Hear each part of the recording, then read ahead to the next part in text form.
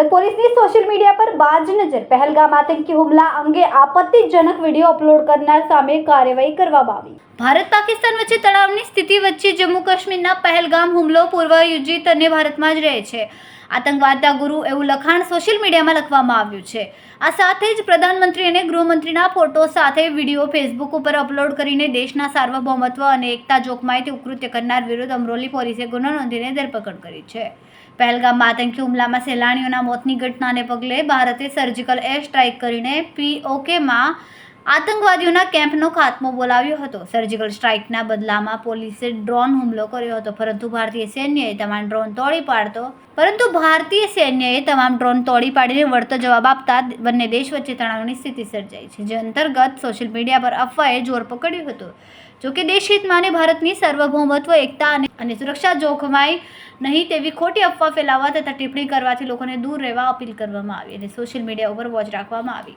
Facebook ઉપર મહેશ રાઠોડ નામના આઈડીમાં જાગો ઇન્ડિયા ચેનલનો એક વિડીયો અમરોલી પોલીસને નજરે પડ્યો। વિડીયોના હેડિંગમાં પહેલગામ હુમલો પૂર્વાયોજિત હતો અને ભારતમાં જ રહે છે આ આતંકવાદના ગુરુ એવું લખીને પ્રધાનમંત્રી નરેન્દ્ર મોદી અને ગૃહમંત્રી અમિત શાહના ફોટો મૂકીને પહેલગામને આતંકી હુમલો તેઓએ જ કરાવ્યો છે એવો ગંભીર આક્ષેપ વિડીયોમાં દીપેનસિંહ પોલિટિકલ એનાલિસ્ટે જ લખેલો હતો, જેથી વિડીયો બનાવનાર દીપેનસિંહ વિરુદ્ધ અમરોલી પોલીસે ફરિયાદ નોંધીને તપાસ હાથ ધરી। ટેકનિકલ એનાલિસિસના આધારે પોલીસે મોટિવેશનલ સ્પીકર અને ગૌરક્ષક એવા દીપેન રમેશ પરમારની ધરપકડ કરી હતી। સર, કંઈક અમરોલી પોલીસ સ્ટેશનની અંદર ગુનો નોંધાયો છે, કઈ રીતની આખી હકીકત છે અને કઈ રીતે તપાસ પૂરી છે?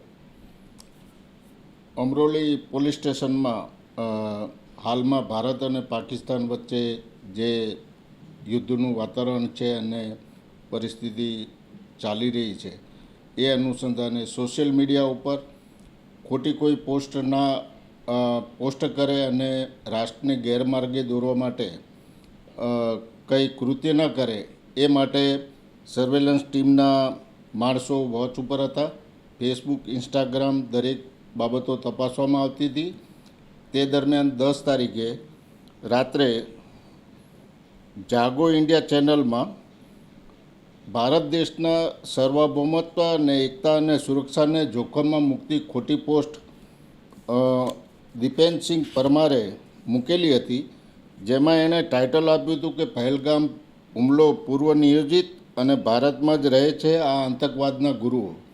એ અનુસંધાને એણે વિડીયો પોસ્ટ કરેલો હતો, જે મીડિયાની ખોટી પોસ્ટ અપલોડ કરેલી હતી।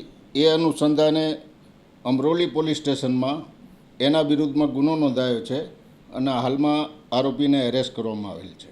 સર, પોલીસ દ્વારા કઈ રીતે નજર રાખવામાં આવી રહી છે સોશિયલ મીડિયા પર? ખાસ સોશિયલ મીડિયાના પ્લેટફોર્મ ઉપર સ્પેશિયલ સર્વેલન્સની ટીમ મૂકવામાં આવેલી હતી, જે દરેક પોસ્ટ વેરીફાઈ કરતી હતી અને વેરીફાઈ કર્યા પછી એના આધારે આ પોસ્ટ વાંધાજનક હતી અને દેશની એકતા અને સુરક્ષાને જોખમમાં મૂકતી ખોટી અફવા ફેલાવનારી હતી, એટલે એના સામે એક્શન લઈ અને ગુનો નોંધવામાં આવ્યો છે। સર, લોકોને શું અપીલ કરશો કે આ રીતે અફવાઓ ન ફેલાય અને અફવાઓથી દૂર રહે? આપણા દેશની અખંડિતતા અને એકતાને સુરક્ષાને અસર કરતી ખોટી પોસ્ટ કોઈ પણ પોસ્ટ કરશે તો એ સોશિયલ મીડિયા ઉપર પોલીસ દ્વારા વોચ રાખવામાં આવેલી છે। આવી કોઈ પણ પોસ્ટ કોઈએ મૂકવી નહીં, કોઈએ ફોરવર્ડ કરવી નહીં અને સાચી હકીકતથી વાકેફ રહેવું। સમય મીડિયા ન્યૂઝ સાથે સુનિલ પાટીલ, સુરત।